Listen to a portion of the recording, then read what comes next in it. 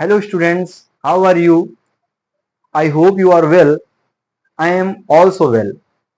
Welcome back to my channel GS with Deepen sir. I am Deependra. I am present in front of you because new current affairs arrived. So new current affair is BRICS Sammelan. This topic name is created by me. तो आज की बात करते हैं BRICS सम्मेलन की, जिसमें prime minister Modi ji, चीन के राष्ट्रपति शी जिनपिंग और रूस के राष्ट्रपति मिस्टर व्लादिमीर पुतिन के बारे में आज हम लोग बात करने जा रहे हैं। ब्रिक्स सम्मेलन कहां पर हुआ, इसके बारे में बात करेंगे। इससे पहले आपको कुछ ऐतिहासिक पहलुओं पर नजर डाल करके आपके ज्ञान को बढ़ाया जाए। ऐतिहासिक पहलू यह है कि ब्रिक्स सम्मेलन जो है वो क्यों किया जाता है। हर साल ये होता है और ब्रिक्स सम्मेलन करने की वजह क्या रहती है, इनमें कौन कौन से देश जुड़े हुए हैं, इस पर हम लोग अहम चर्चा करेंगे। तो ब्रिक्स सम्मेलन में आपके जो शीर्ष नेता हैं, जिनका नाम मैंने लिया व्लादिमीर पुतिन, शी जिनपिंग और प्राइम मिनिस्टर मोदी, ये शीर्ष नेता जो हैं ये इस ब्रिक्स सम्मेलन में अपनी अपनी भूमिकाओं को शीर्ष तरीके से निभाते हैं। मिस्टर पुतिन ने चीन के राष्ट्रपति शी जिनपिंग और भारत के प्राइम मिनिस्टर प्रधानमंत्री मोदी के बीच में एक दोस्ताना व्यवहार अपनाया और उनके बीच में दोस्ती देखी जा रही है। वो ब्रिक्स सम्मेलन के प्लेटफॉर्म पर दोनों हाथ मिलाते हुए नजर आए, जबकि प्रधानमंत्री मोदी के द्वारा ये कहा जा रहा है कि हम लोग अब 5 सालों के बाद में ये औपचारिक मीटिंग हो रही है, अब समय मिल पाया है। प्रधानमंत्री मोदी ने दो टूक बहुत सारी ऐसी बातें कही जिन पे आतंकवाद से रिलेटेड उन्होंने शी जिनपिंग को घेरा कि कुछ देश ऐसे भी हैं जो दोस्ताना व्यवहार करते हैं, लेकिन पीठ पीछे वो आतंकवाद को बढ़ावा भी देने का काम करते हैं।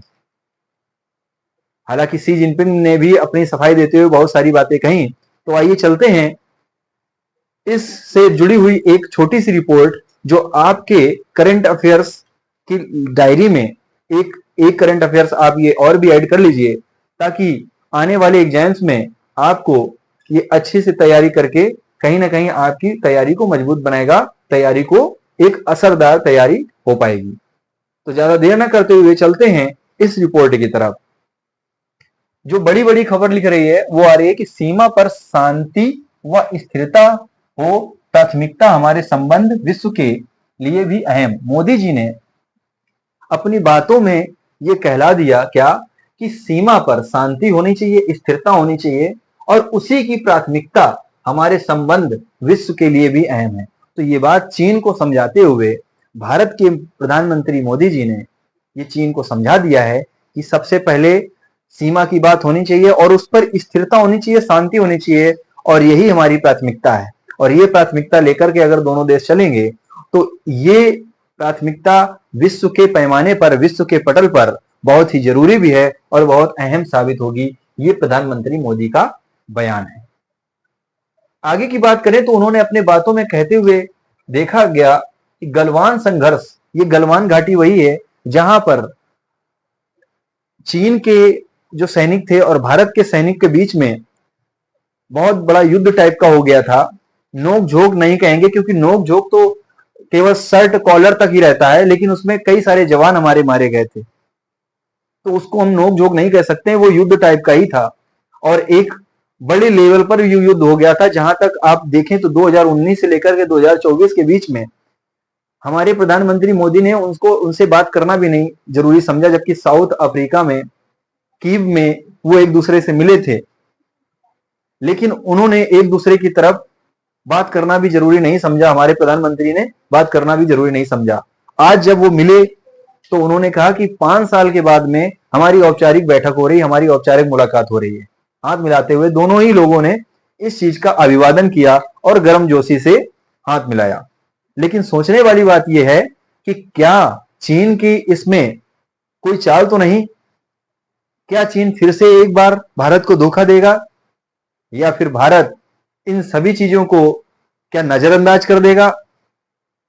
और अगर हम बात करें इस समय के भारत की, तो मुझे लगता है जहां पर प्रधानमंत्री मोदी की बात है वो नजरअंदाज नहीं करेंगे, वो भी पूरी तरीके से तैयार होंगे। हालांकि अगर आप देखें तो ब्रिक्स सम्मेलन से पहले एक दिन की जो खबर आई है, चीन की सेना अपने जिस जगह पर वो स्टैब्लिश थी सीमा पर, वहां से पीछे हट गई है और भारतीय सेना भी जिस जगह पर सिचुएटेड थी उससे पीछे हट गई है। ये दोनों ही देशों के लिए बहुत ही अहम खबर है और अच्छे संबंध बनाने के लिए बहुत अच्छी खबर सामने आई है। ब्रिक्स सम्मेलन होने से पहले जब ये बातें चीजें हुई तो कहीं ना कहीं उस पर एक पॉजिटिव रिजल्ट आता है, जो कि प्रधानमंत्री मोदी और शी जिनपिंग के बीच में जो बैठक हुई है वो हमारे देश के लिए बहुत ही जरूरी है। हम ये कहते हैं कि चीन हमारे लिए अच्छा नहीं है, लेकिन चीन से व्यापार करना हमारे लिए अच्छा है। 300 ऐप्स बंद हो जाना ये कोई मजाक नहीं है, बहुत बड़े व्यापार पर चोट मारना है। कहीं ना कहीं हमको भी उससे फायदा हो रहा था, चीन को तो फायदा हो ही रही था, लेकिन फायदा तो हमको भी हो रहा था। तो इसलिए व्यापार पर नकेल कसी और उसका फायदा हमको कूटनीतिक तरीके से मिलता हुआ दिखाई दे रहा है। आगे की बात करें तो गलवान संघर्ष के बाद चीनी राष्ट्रपति शी जिनपिंग के साथ पहली द्विपक्षीय बैठक में प्रधानमंत्री नरेंद्र मोदी ने दो टूक कहा कि सीमा पर शांति व स्थिरता बनाए रखना हमारी पहली प्राथमिकता होनी चाहिए। दोनों देशों के स्थिर, पूर्व अपेक्षित और सौहार्दपूर्ण द्विपक्षीय संबंधों का वैश्विक शांति और समृद्धि पर सकारात्मक प्रभाव पड़ेगा। आप समझ लीजिए, प्रधानमंत्री मोदी जी ने बहुत ही दूर की बात कही है कि अगर एशिया में हम देखें तो सबसे ज्यादा ताकतवर जो देश हैं वो रूस है, चाइना है और इंडिया है। रूस का दोस्त चाइना भी है, रूस का दोस्त भारत भी है, जबकि भारत और चीन की अभी तक तो नहीं बन रही थी अगर इस ब्रिक्स सम्मेलन से पहले की बात करें। इसलिए कूटनीतिक दृष्टि से अगर देखा जाए तो सभी के लिए बहुत ही फायदा रहेगा कि अगर भारत और चीन मिल जाएं। व्यापार के नजरिए से तो बहुत बड़ा फायदा होने वाला है और भारत की वैसे भी जो जीडीपी है वो 7% यानी 7% तो चली रही है और ये आगे आने वाले वित्तीय वर्ष में भी होने वाली है। अब बात हम पॉइंट टू पॉइंट करते हैं जिसके लिए हम वीडियो बना रहे हैं। तो अगर मेरे चैनल पर जो नए लोग आए हैं वो चैनल को सब्सक्राइब करें, उन तक मेरे वीडियो जल्दी पहुंच सकें। ऑल नोटिफिकेशन वाले पॉइंट पर आप क्लिक कर लें। जो लोग पुराने हैं, अगर वीडियो अच्छे लग रहे हैं, पसंद आ रहे हैं तो लाइक करें या डिसलाइक भी कर सकते हैं और कमेंट देकर कमेंट बॉक्स में मुझे अपनी राय साझा करें ताकि और किस तरीके से मैं आपको वीडियो अच्छे से बनाने का प्रयास करूं। तो आइए चलते हैं। तो मेन बात जो आई है वो बात ये आई कि प्रधानमंत्री मोदी जी ने अपनी साइड से बात कह दी है कि अगर हमारे बीच में अगर दोस्ताना व्यवहार है तो उसकी वजह सिर्फ यही है कि सीमा पर कोई भी अस्थिरता ना हो, यानी स्थिरता बनी रहनी चाहिए, शांति बनी रहनी चाहिए, जो कि पूर्व अपेक्षित है। पूर्व अपेक्षित का मतलब है पहले से ही ये अपेक्षा थी कि इस तरीके की चीजें होनी चाहिए। 1961 में देखिए, फिर 2003 में समझौता हुआ अटल बिहारी वाजपेयी की सरकार में। ये सीमा मुद्दे पर भी ये हमेशा से चला आ रहा है और ये चीन के साइड से होता है। तो इस बार 2019 में गलवान में देखने को मिला और इस बार फिर प्रधानमंत्री मोदी जी ने अपनी बात में कहते हुए दिखाई पड़े हैं। तो अगर आशा करी जाए चीन से तो क्या इस बात की गारंटी है कि वो नहीं पलटेगा? फिलहाल तो अभी तो यही है कि हमारे देश के लिए बहुत ही जरूरी भी था और ये दोस्ताना व्यवहार होना भी चाहिए, जो कि ब्रिक्स सम्मेलन में दिखाई पड़ता है। आगे की बात, अब जिनपिंग क्या कहते हैं? वहीं जिनपिंग ने कहा कि भारत चीन को संबंधों को सामान्य बनाए रखने के लिए एक दूसरे के साथ मिलकर काम करना चाहिए। हालांकि शी जिनपिंग ने यही बताया है कि हमें एक दूसरे के साथ में काम मिलकर के करना चाहिए, तभी दोनों देश अपने विकास के लक्ष्यों को हासिल कर पाएंगे। पीएम मोदी व जिनपिंग की बैठक के बाद विशेष प्रतिनिधि स्तर की बातचीत हुई और उसका रास्ता भी खुला गया है। विदेश मंत्री स्तर समेत प्रासंगिक आधिकारिक द्विपक्षीय तंत्र भी सक्रिय होगा, रणनीतिक संवाद बढ़ाया जाएगा और विश्वास बहाली के लिए उपाय भी किए जाएंगे। विशेष प्रतिनिधि की पिछली वार्ता दिसंबर 2019 में हुई थी।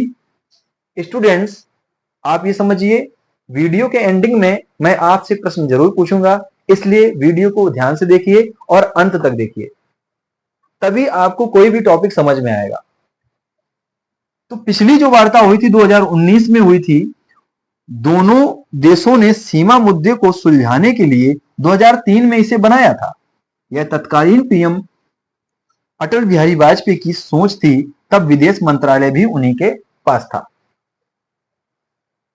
तो आपको समझ में आ गया होगा कि ब्रिक्स सम्मेलन एक सम्मेलन नहीं, एक ऐसा प्लेटफॉर्म बन गया है जो आज के इस आधुनिक समय में किसी से भी युद्ध तुक नहीं किया जा सकता है। समझदारी इसी में है कि चीन और भारत एक तरीके से बहुत बड़े दुश्मन हैं, लेकिन उन्होंने भी ये दिखाने का प्रयास किया है कि हम लोग सीमा तो शेयर करते हैं, हमें व्यापार भी शेयर करना चाहिए, हमें दोस्ताना व्यवहार करना चाहिए, लेकिन हमें एक सीख भी लेनी चाहिए, क्योंकि पिछले के जो दृश्य देखे हैं 1961 2003 में अटल बिहारी वाजपेयी का समझौता, या बीच बीच में और भी कुछ ऐसे मामले होते रहे, 2019 का जो मामला आया, इससे हमें सबक भी लेना चाहिए, यानी भारत को सबक ये लेना चाहिए कि कभी भी पलटी मार सकता है।